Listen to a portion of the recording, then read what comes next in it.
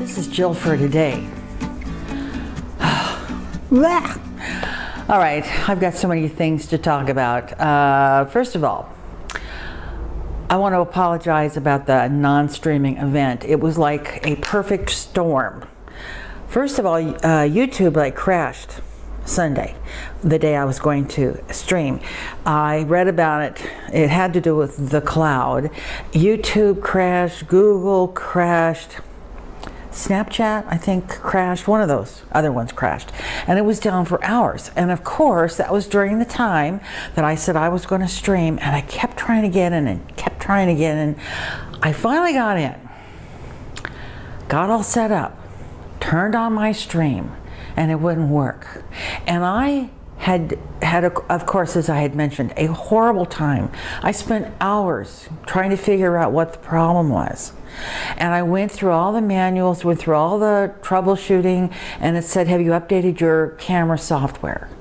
Well, I hadn't, and of course I wouldn't, because I don't use the video camera.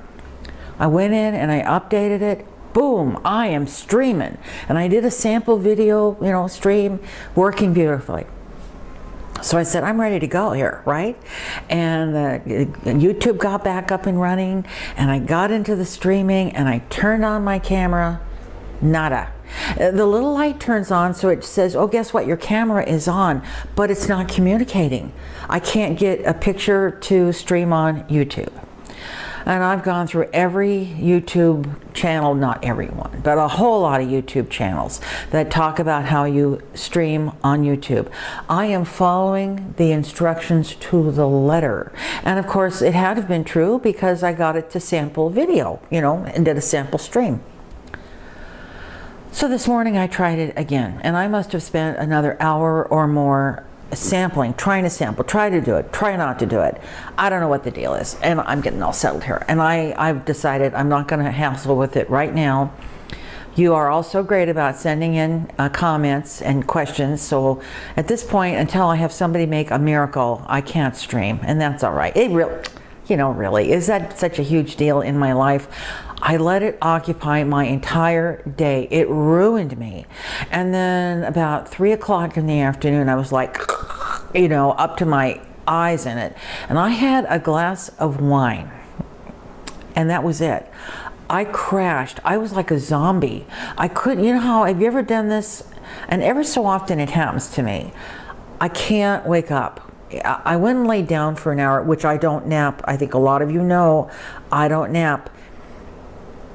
I went and laid down for an hour, and it was like I was the walking dead. I got up, but I couldn't wake up. I went and sat in a chair, and I kept, the nodding off thing, and I'd be nodded off for 5 minutes. It was just like the most horrible afternoon. And then I went to bed, tried to do a little reading in bed before I actually went to sleep. No, I went to sleep with the book in my hand. So that was my day yesterday, and of course I was just like a grouch, and I yelled at the director. I hate to do that. Oh gosh.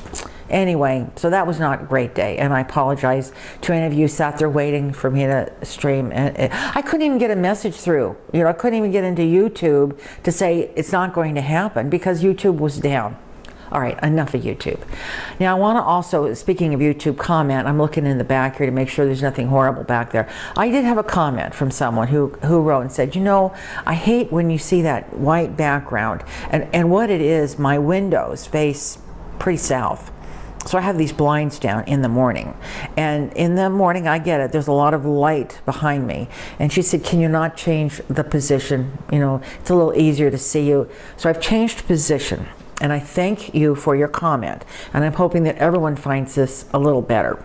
However, I've got my light on, and I can see it reflecting in my glass. I don't know. I'm not a professional videotaper, nor do I have all kinds of professional lights. I've bought one small one, and it's pretty bright. In fact, I've got a dish towel over it to kind of tamp down some of that brightness. All right, now, the Thrive Box story. I got a Thrive Box. The doorbell rings. I open the door, and here's a box from Thrive. And I'll tell you right up front, I don't order from Thrive. I look at the box. Well, not only is it addressed incorrectly as far as they dropped it off at the wrong door. It happens to be our old neighbor who lived next door. And she's gone, of course. We happen to, and it's addressed to her, and it's a weird shipping company. It's not, you know, it's not UPS, and it's not the post office, and it's not FedEx. It's some bizarre postage company, shipping company. So we finally get a hold of that shipping company and we say, here's the deal. We got a package. The package was incorrectly addressed to begin with, and it happens to be a neighbor that is no longer here. Could you please, there's not even a place like, you know, excuse me, you can take a, you know, misdirected package back to FedEx or to UPS or the post office, you know, no one here at this undeliverable or whatever. And they said, oh, we don't pick packages back up. And I said, but this package isn't for us, and the person who it is for is gone. Well, we don't pick packages up. You go ahead and you open that package if you want, throw the package away, we don't care. And I said, well, what about the customer? Oh, well, they'll just have to reorder it. I don't get that one at all. So she said, you go ahead and open the package. If it's something you like, enjoy it. If not, throw it away. So we remembered, we knew where she worked. And so we called her employer and said, you know, this package was delivered and it's for, you know, our ex-neighbor. Could you please let her know? Oh yeah, I know who it is. I'll text her email or whatever she was going to do. I'll let her know the package is there. And I left my phone number and said, would you ask her to call so we can, you know, arrange a time for her to pick it up? Nada, zip, nothing. And so we let the package sit here for 2 weeks, and I finally said, well, that's not going to happen. And the one thing about our neighbor is she's, I would say she was odd, very, had very poor social interaction with people. And what is so weird about it is that she works with the public every day. That's her job. But to try to interact with her is almost impossible. We had her for dinner once, and it was like the most awkward thing I've ever experienced in my life. And here she works with people, you know, 8 hours a day. So we said, well, you know, maybe she's just uncomfortable. So we called her employer again, and we said, you know, she's never called us or come by or anything. Oh, that's weird. You know, well, let me email her again. Again, another week or so went by. So I said, well, heck, let's just open it and see what's in there. A month had gone by. Open up the box, and in there is a package of freeze-dried mix, you know, one of these mixes.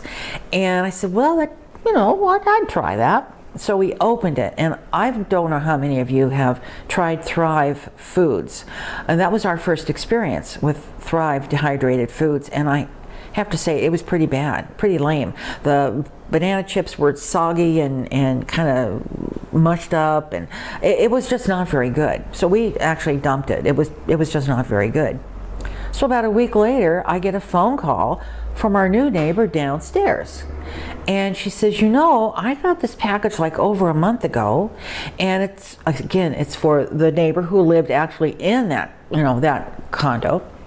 And she said, I called her realtor because the lady had, you know, purchased this place recently, had the realtor's name for not only her realtor, but for the seller's realtor, is, you know, whose package it went to. She said, I called the realtor and I said, here's a package for her. I don't know how to get in touch. Oh, that's no problem. I'll get in touch with her for you. She's my client. Nothing. Not a zip, nothing. And she called the realtor back, you know, maybe a week or so later and said, you know, I haven't heard from her. I don't know what to do with this package. And she said, well, I don't know. I can try reaching her one more time. The woman never, you know, never called or came by or anything. So my new neighbor said, what am I supposed to do with this box? And I explained to her our story. And I said, they told me, open up the box. If it's something you want, keep it. If not, throw it away. I don't get that. I don't get that. How can a shipping company do that? Say, well, the client, you know, the customer will have to figure it out on their end, even though it's misdelivered. So she opened the box and she called me. And she said, you're not going to believe what's in this box. And I said, well, what? And her box was much larger than ours. Ours was just, you know, small box. 9 packages of pork rinds, all in different flavors. 9 packages of pork rinds. And then there was this other package of sugary something. And she said, I don't want this. I don't eat pork rinds, do you? I said, no, we don't eat pork rinds either. I don't want that. And I said, it's up to you. Keep it or throw it away, is what I was told by the shipping company. And you tried in earnest to catch her, and I've tried in earnest to catch her, and nothing's happening. There you go. So I'm not sure what she did with it. Maybe sent it off to her kids. I don't know. But I think I'm going to distill all of that, what I have said, into the bottom line. And I think people, and this is a young woman who we were trying to get in touch with, because she was so awkward with people. I guess she figured it would be better just to lose the order than have to interact with this. I don't know what else that would be. It's just so bizarre. So I think, and hopefully she's changed her address with Thrive, but I think people in today's world, and I'm not saying everyone is like this, but I think there's so many people who don't know how to socialize. They're in here. First of all, they work all the time. They work long hours, and I get it. I worked long hours, and when you come home, generally all you want to do is crash. You want to get what you need to get done in the home, go out to dinner or cook in, whatever it is. And I didn't have kids. So if you have kids, that's like on steroids, what you have to face when you get home. But I think people just want to be left alone. Now with texting and emailing, you don't even have to talk to someone on a telephone. I mean, they'll text you to tell you there's a funeral, which has happened to us, believe it or not. And that's it, and everyone is here on the street, in their job, when they're on break, when they're in we go to restaurants all the time, and both parties at the table, if it's a husband and wife or even a group of people, they're like this. They're not even talking to each other. They're just doing this. And you get to a point that you don't socialize. You've lost that ability, the skill, if you will, of socializing with people. And it's such a sad commentary on today's world. I would love to have somebody call me and say, hi, what are you guys doing? You want to get together for cards or whatever it is? This is the truth. And you're going to say, oh no, it can't be. This is the truth. I don't know the last time I had someone call to say hi. Just to say hi. Do you want to get together for dinner? Do you want to get together for drinks? Just to say, hi, how are you? The only people that I interact with on a daily basis is my niece, and we talk every day on her way to work. That's what we do. And Randy's sister and he interact every day. Once a day, just a text, hi, how are you? I'm still alive, guess what? And to think that we've gotten to that point where people do not do anything more than text, and we have people text us, but they don't want to talk on the telephone. My sister doesn't want to talk to me on the telephone. She'll text me, doesn't want to talk. And when we do talk, it's so darn awkward. It's like, how long do I have to let this phone call go on? Oh gosh, what a rant that was. And I don't know what the answer is. I don't. Burn the phones, disconnect the internet. I don't know what the answer is. I still am trying to figure it out. Because honestly, I'd like to go back to the good old days when people actually talked on the streets. You can't even say good morning to someone. Anyway, I'm sorry, I ranted. I think I'm going to do a barbecue tonight and try not to turn the smoker on for 2 hours. I think I'm going to do something on the barbecue. You know what I have? I don't know how many of you I lost about 20 minutes ago, but talking about food, which is like our favorite topic, I've got some broccoli in the refrigerator that really needs to go. And I'm not wanting steamed broccoli. It just doesn't do it. I think I'm going to try to grill that broccoli. I saw on Pinterest or YouTube, somebody had taken broccoli and cut it up into florets, I guess, and put a little olive oil on it, a little balsamic vinegar, salt and pepper, and they put it on a barbecue, vegetable grill, which I have, and they grilled it, which I said, that sounds interesting. So I'm going to try that. And I'll tell you what, I'm going to try it as an experiment. If it works and we like it, I will get more broccoli and I will show you how to do it. So, I think that's it. That was a lot. I hope you enjoyed some of it. I hope you could identify with some of it. And I hope that if you have still been watching me and said, I don't know, if you like it, let me know. And I will see you all later. Take care. Thanks a lot for listening. Bye-bye.